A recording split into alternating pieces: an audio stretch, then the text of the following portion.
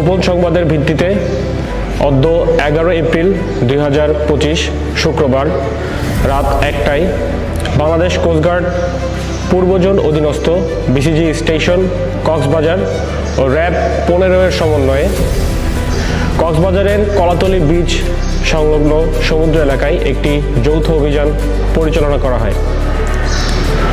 অভিযান চলাকালীন সন্দেহভাজন দুইটি কাঠের বোটকে থামার সংকেত প্রদান করলে তারা গতি বাড়িয়ে সমুদ্রের দিকে গমন করে।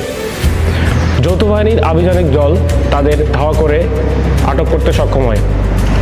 পরবর্তীতে কাঠের বোট দুটিকে তল্লাশি করে তাদের কাঠের পাটাতনের নিচে বরফের ভিতরে অভিনব কায়দায় লুকায়িত অবস্থায় 5 লক্ষ পিস ইয়াবাসহ 21 জন মাদক পাচারকারীকে আটক করা হয়।